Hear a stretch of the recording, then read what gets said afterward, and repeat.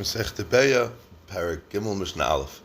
Ein tzadin dagim min abivarim b'yamtiv. The following parak deals with the malachas needed to provide meat for yamtiv. Although the Torah allows us to do malach on yamtiv in order to prepare food for that day, not all malachas are motive for this purpose. As we spoke in the Akdama, the Torah allowed only those malachas normally done close to the time of eating in small quantities to prepare for a meal, such as kneading, baking, cooking, and shechting. In the absence of refrigeration, meat was generally eaten shortly after the animal was shechted. These malachas done well in advance in large quantities, such as harvesting, threshing, and sifting, are asur. So, our Mishnah will discuss the status of the malachas of trapping animals, birds, and fish on Yom Tov. So, ein tzadin dagim and abivarim b'Yom Tov. We may not trap fish from a pond on Yom Tov, since the malacha of tzad is asur on Yom Tov, even for the sake of oichel nefesh.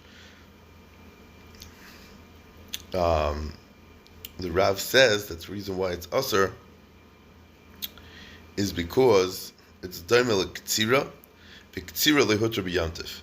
The tzeda of dagim, the trapping of fish, is cutting it off from its life source, so that you're not allowed to do on yamtiv. Kaitzer is always asur on yamtiv.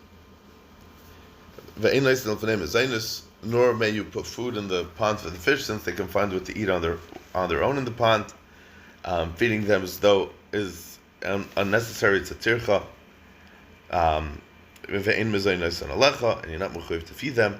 I will tell them but you may trap wild animals such as deer and birds from small enclosures in which they had been placed before Yom Tov.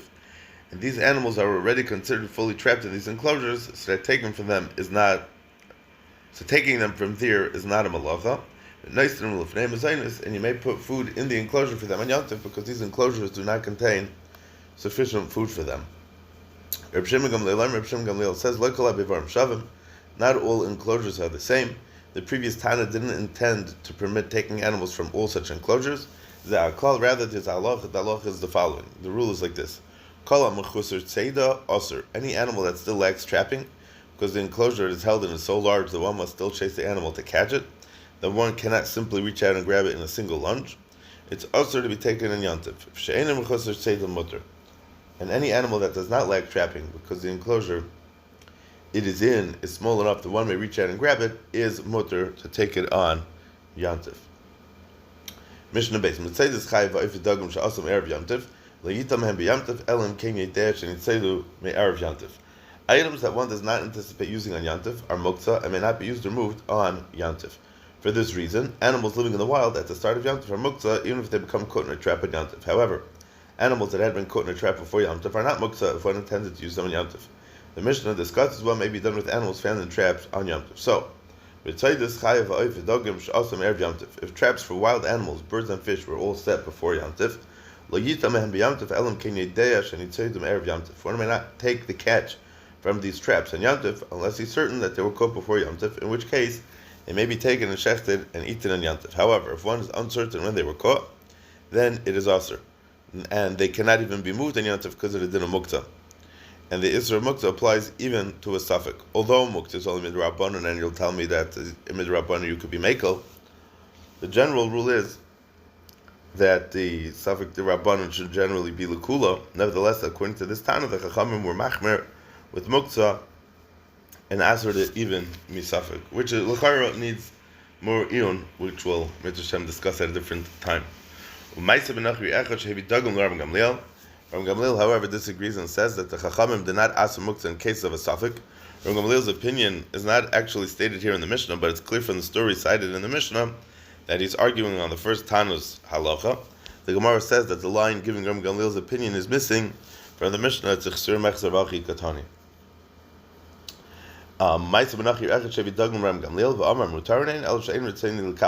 There was an incident in which a certain guy brought fish from Gamliel on Yom Tov. From Gamliel didn't know whether the fish were caught on Yom Tov or before Yom Tov, and he said that these fish are permitted and may be moved, but I do not wish to accept a gift from this person. Why? Ram Gamliel didn't want people to think that he refused to accept the fish because they were muktzah. Therefore, he went out of his way to explain that they could be accepted, but he didn't want to take a gift from this particular guy. He had some issue, and the Rav says, "Shani Sani," I said, because I hate him. He had some disagreement with him, and I guess he was trying to be mafayis from Gamliel. But Gamliel wasn't interested in taking the fish as a gift. Mishnah Gimel. Behema mesukenes lo yishchait. Although one is permitted to perform the malacha of shchita and bishul and oifa and yom tov in order to prepare food for echal nefesh for that day, one is not allowed to do these malachas to prepare food for after yom tov. Nevertheless, there are times when the Chachamim did allow people to do these malachas, even when their intention is not really for yom tov. The Mishnah will discuss such a case, and Shtel Avek, the halachas for this kula. Behema mesukenes. If an animal is in danger of dying on Yom Tov and the owner wishes to shecht it, that the meat doesn't become aser, because any animal that dies without a proper shechita is an avela and may not be eaten. The Mishnah speaks of a case where the owner has already eaten his Yom Tov Suda and has no need for additional meat. But an animal of his is sick and is in danger of dying, and the only reason he wishes to shecht it now is to prevent its meat from becoming aser. So lo yishchait elim kain yesh yehus bayoim lechol mimena kazayis tzli. He may not shecht unless there's enough time remaining in the day to eat as size of a kizayis, a piece of roasted meat from it. Roasting is the quickest way to cook it, just throw it on the fire. Since it's impossible to eat any of the meat unless the animal is shechted, eating even this small amount is enough to justify shechting the entire animal on Yom Tov.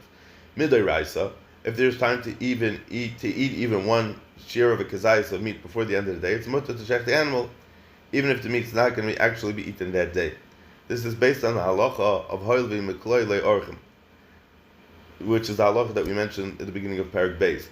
The possibility, the meglichkeit, the possibility that the food might be used that day is enough to be matter doing the malachas involved in preparing it. Although the chachamim are doing so, unless one truly expects to use the food on Yom Tov, they were makel to help prevent the hefsid and the loss, and they were matter a person to check the dying animal as long as there's enough time left for someone to eat a small portion of it.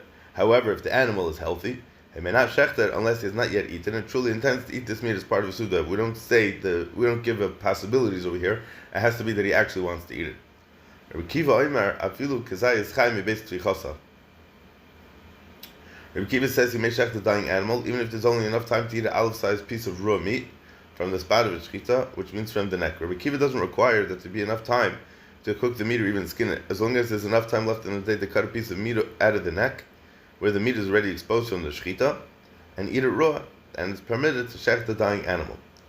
Shachta basode lo yiviyena b'moit, aval maybe biyode evarim evarim. If you shechted the dying animal out on the field, which makes it obvious to an onlooker that the animal wasn't shechted to prepare for Yom Tov, since if he would want this animal for Yom Tov, he would have shechted it in his house or near his house. So lo yiviyena b'moit b'moita. He may not carry it back to his house on a pole or on a stretcher because it attracts too much attention, and it's disrespectful to the honor of Yom Tov. Although the Chachamim allowed you to shecht this animal, since it's normally also to do so, I was allowed to do so only because of the hefsid that's going on, so you may not act in a way that attracts attention. And carrying an animal on a pole or a stretcher requires at least two people and causes other people to notice. Aval, maybe biyada evarim, however, he may bring the meat back, cut into pieces, even though it will require several trips. Mishnah Dalid, Bechor Shenafal Labar. The following Mishnah discusses the halacha regarding to shechting a Bechor Bal Mum on Yom Tov. The Torah was Mekadesh, the firstborn male offspring of kosher domestic animals, Vishtet in Parshas Boy. The Bechor is given as a gift to a Kohen, who must then bring it to the Beis HaMikdash as a carbon. The blood of this carbon is applied to the Mizbeach, some of the fats are burnt on the Mizbeach, and the meat is given to the Kohen and his family to eat, Vishtet in Zvachim, Park Ezum HaKaiman, and it's also for a non-Kohen to eat it.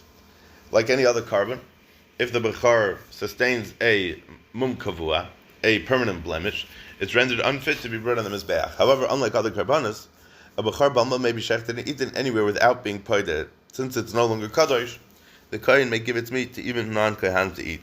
It may not be shechted though until it was examined by an expert to determine whether the mum was a mum kavua or a mum over. Since we no longer have the Beis HaMikdash and cannot bring karbanas, a Bechor Balmum today cannot be shechted until it becomes a Balmum. So we will learn later in the Masechta and Parak Hey that the Chachamim Asur Bezdem from convening and paskening on Yom Tov. Rabbi Yehuda and Reb Shimon will disagree in this Mishnah whether being Beidik a Bechor, examining the mum of a Bechor and paskening on it, if that's included in that halacha or not. Zok the Rav, Bechor Balmum Shalei Hareu LaChacham, a Bechor Balmum that he didn't get a chance to show to the Chacham and Erev Yom Tov, didn't get a chance. I mean, he wants to eat this. Technically, he wants to eat this meat on Yom Tov. So he didn't get a chance to show it to the Chacham on Erev Yom Tov to be materit. The novel of Barber Yom Tov, and it fell into a hole in the ground on Yom Tov. The Yarei Sham Yom Sham, and he's afraid that it might die there and he may lose it. So for Bechar, which became blemished before Yom Tov, it has not yet been inspected by a Chacham. Since the animal was already blemished before Yom Tov, the kind anticipated being allowed to eat it on Yom Tov once it's examined by an expert. Therefore, the animal is not muktzah. However, if it first developed a mum on Yom Tov, the animal is muktzah, since the kain had no reason before Yom Tov to expect it to become a bal mum and usable on Yom Tov. And you probably have issues of nailit also. Either way, Rabbi Yehuda Aimer Yered Mumcha v'yireh im yesh b'mum. Rabbi Yehuda says that an expert may go down into the pit and examine it until we know that the bechar is permanently blemished and permitted for shchita. It cannot be moved since it might be unblemished and therefore muktzah. Consequently, the expert must go down into the pit to inspect it. So Yerid Mum Chaviyira, an expert must go down into the pit and examine it to see whether it's a mum kavua, because paskening on a mum is not considered like paskening a din. It's no different from asking a Rav any shayla on Yom Tov whether a certain food is mutter or aser. The psak doesn't change the status of the food; it merely reveals what the status has been all along. It's just clarifying it for you. Im yesh by mum yalav yishchait. If the expert determines that it has a mum kavua, so that it now may be shechted and eaten, the owner may raise the animal from the pit and shecht it.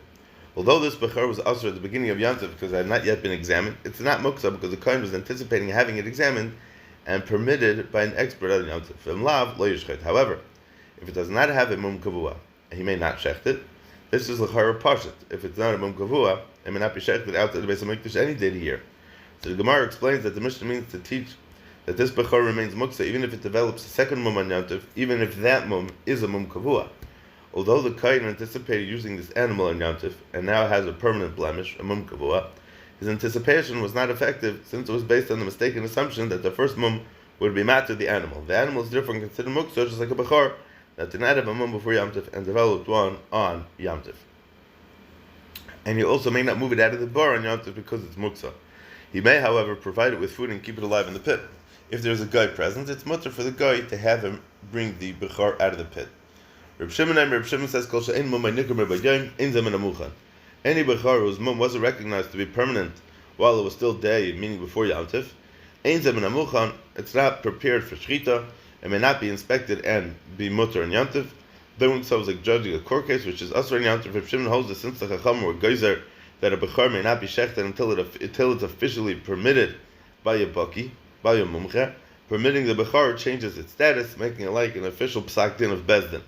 It's therefore asur in Yom Tov even to prevent a hefsid. Therefore, even if the mum is kavua, the bechar remains asur until after Yom Tov and is therefore muktzah. Mishnah Hey. Behema shemesa lo yazizenem im kaima. An animal that died, you're not allowed to move it from, meaning an animal that was designated as a carbon died. The Mishnah below puts this case in the same category as chala, which is kadosh, making it clear that the animal discussed in our Mishnah is also kadosh. So behema shemesa lo yazizenem im kaima, if an animal that's kadosh dies on Yom Tov, without shchita may not be moved from its place because it cannot be eaten or fed to dogs or be used in any way, it is therefore muktzah. It's asur to have any personal hana from the carbon, because it would be me'ilah, nor can a carbon be redeemed after it dies.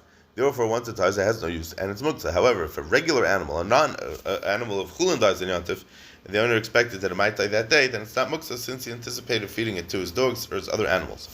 There was an incident in which an animal that was designated as a carbon died on Yom Tov, and they asked Reb Tarfon about it, as well as about challah, which is a portion of dough given to a kohen that became tameh on Yom Tov and was therefore also to eat.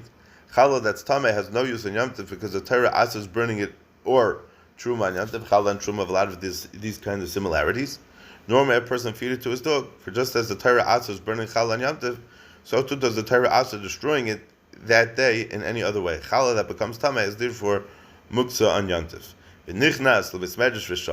Reb Tarfon wasn't sure what halacha was, so he went into the Bismedrash and he asked the Chachamim if the Chachamim there, if these items may be moved on Yom Tov. And they answered him, they may not be moved from its place.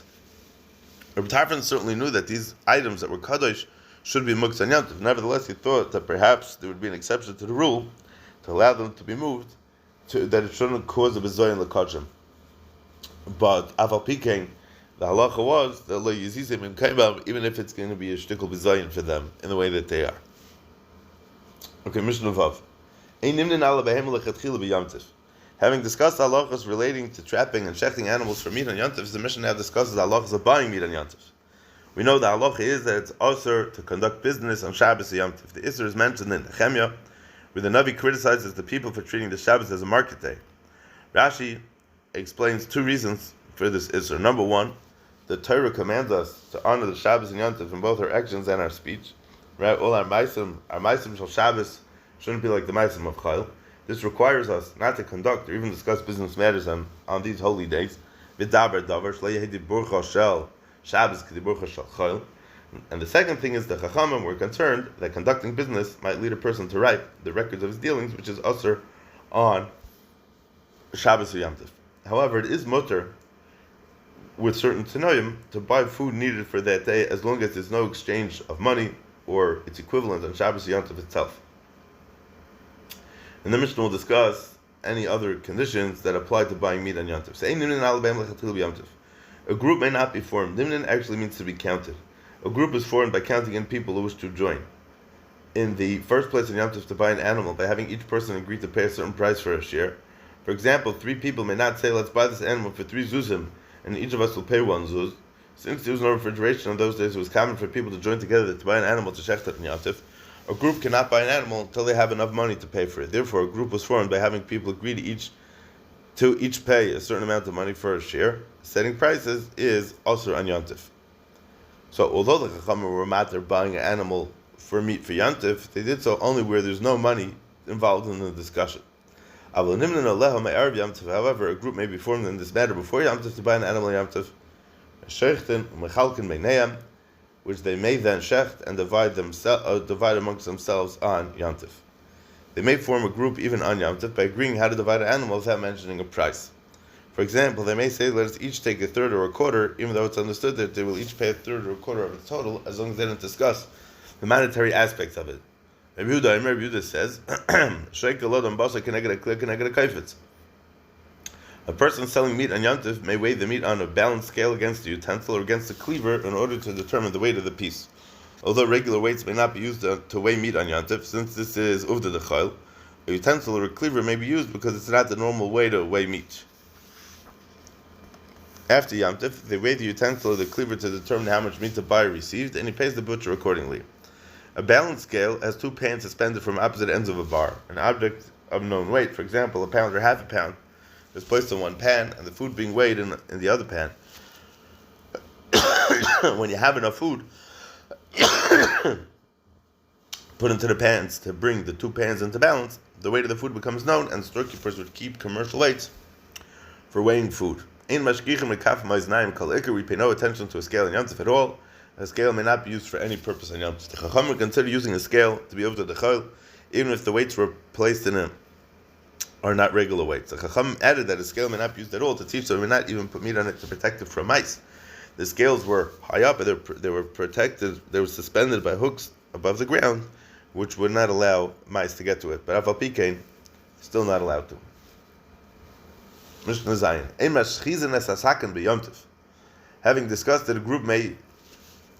Having discussed what a group may do to purchase an animal to shecht in Yom Tov, the Mishnah now proceeds to discuss what may be done to sharpen a knife in Yom Tov for shechting an animal.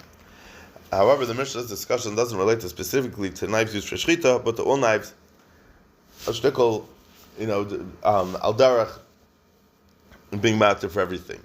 So, in Mashchizin Esasakam, Yom Tov may not sharpen a knife on a wet stone on Yom Tov, since this is similar to fixing a keli, which is also on Yom Tov because of masakan mana.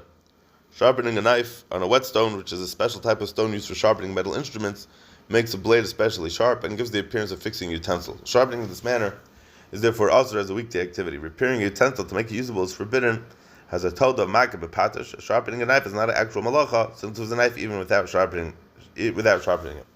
Now, the reason why you would want to do this in Yom Tov is because this is machshirei eichel nefesh.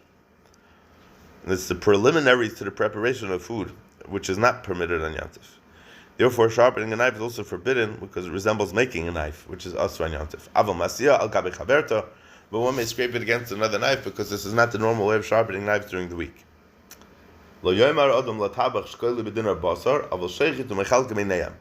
The second half of the Mishnah returns to the rules, to the halachas of buying meat on yantif. We discussed the Mishnah Vav, the halachas of a group buying an animal, shechting it, and dividing it amongst themselves. The Mishnah now discusses yichidim, individuals who want to buy a small amount of meat from a butcher on yantif.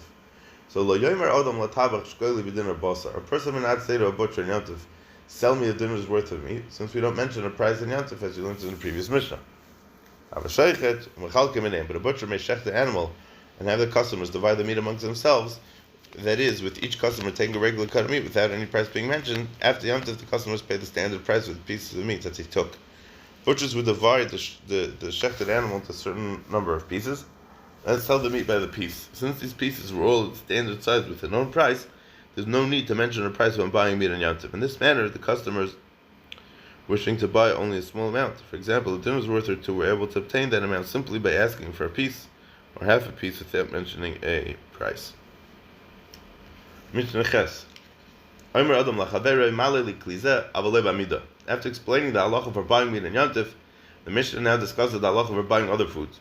Although the Chacham were matter buying food items on yantif, they required that it be done in a different manner than the weekdays, as we learned in the previous Mishnah in regard to mentioning a price or weighing when buying meat on yantif. So for this reason, they asked for making precise measurements of food being sold. A person may say to his friend, "Fill this container for me with food or liquid, even though the volume is known." And he may not do so with the container that he uses for measuring, since this is a weekday activity. Rabbi Yehuda says, if it's a container fit to be used for measuring, even if it has never been used in that way, he may not ask his friend to fulfill it. It happened with the sage and merchant Abba Shal ben Batnas, that he would fill his measures before Yantif and then give them to his customers on Yantif. In this way, he could sell them the precise amount of wine and oil without violating the Isser of measuring on Yantif. Abba Shal Omer, there's no Isser to buy a precise amount, only to ask for it or to measure it on Yantif. Abba Shal Omer, Abba Shal says, Af b'moed oise came in pnei beirurei hamidos. Abba Shal would do the same thing even on Chol HaMoed when measuring his mutter, because of the foaming of the measures. That is, to allow the foam to settle so that he could fill the measure to the brim. Since he was pressed for time on Chol HaMoed, he would do this the night before. When the wine is poured from one container to another, it often foams, filling the container to the top. When the foam subsides, however, the container is no longer full. It looks like seltzer or soda. Abba Shal ben Batnas would normally wait until the foam subsided and then add more wine before giving it to the customer. However, during Chol HaMoed, when people were not busy with work, they would spend more time studying Torah and would also ask questions of the Chachamim. Since Abba Shal ben Batnas was a Chacham as well as a Seicher, he was busy answering questions throughout the day and did not have the time to fill his measures as carefully as usual. Therefore, during Chol HaMoed, he would fill his measures the previous night when people didn't come to him with questions. The Chacham says how he would even do it on regular days during the year because the draining of the measures which allowed the oil he was selling to drain overnight from the measuring cups into the customers' containers. Because the liquid is very thick, it takes a very long time. So Abba Shal ben Batnas would have his customer bring the container the day before and measure out the right amount of oil and have the measure drain into the customer's container overnight. A person may go to the storekeeper with whom he's a regular customer and say to him, give me a specific number of eggs or walnuts, because it's common for a private person to count items this way in his home. For example, a person will say, we need 10 eggs for this meal, or 10 pieces of chicken, mentioning the number of because it's common for a private person to count items in his home this way, so mentioning the number of items one wants is therefore not an act specifically associated with buying and selling, and it's thus not usher as uvda d'chayil. He mentions the number only because that's what he needs to use, not to determine the price he must pay ad kan.